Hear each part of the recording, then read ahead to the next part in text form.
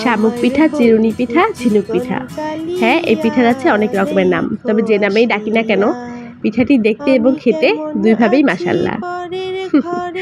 হ্যাঁ বন্ধুরা, আমার বাসার সবার তো অনেক পছন্দ এই পিঠা, আমারও খুব পছন্দ। আর হ্যাঁ, তৈরি করতে কিন্তু একদমই ঝামেলা নেই, খুব simple, it yummy and too much easy to make. এই পিঠাটা দেখতেও অনেক সুন্দর হয়, একদম শামুকের মতো হয় দেখে এটাকে অনেকে শামুক পিঠা বলে, আবার চিরুনি দিয়ে তৈরি করা হয় বলে চিরুনি পিঠাও বলে। ওই দিন বানিয়ে নিয়েছিলাম আমাদের পছন্দের এই চিরুনি পিঠাগুলো। দেখুন না কত তাড়াতাড়ি আপনাদের সাথে কথা বলতে বলতে পিঠাগুলো রেডি হয়ে গেল। তো আর কি, চলেন ভেজে নেওয়া যাক। এভাবে আমি একদম ছোট একটা কড়াইতে নিয়ে ভেজেছি, এতে করে তেল কম লাগে। এটা একটা টিপস ছিল আপনাদের জন্য।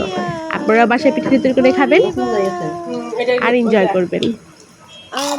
এই তো পিঠাগুলো ভেজে তুলে নিব, একদম বেশি মচমচা করবো না, হালকা গোল্ডেন ব্রাউন কালার হলেই উঠিয়ে এখানে আমি ঝোলা গুড় চুলায় বসিয়ে দিয়েছি। আসলে বাসায় মিঠাই ছিল না, তাই ঝোলা গুড় দিয়েই এই পিঠাটাকে এখন পাক দিব।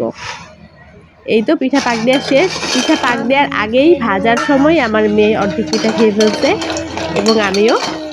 তো এই তো পিঠা পাক দেওয়া শেষ, তারপর আর কি, এখন খাবো আর এনজয় করবো। আপনারা বাসায় বানিয়ে খেয়ে ফেলুন। আজকে এই পর্যন্ত। এতক্ষণ ধরে আমার ভিডিওটি দেখার জন্য আপনাদের সবাইকে অনেক অনেক ধন্যবাদ।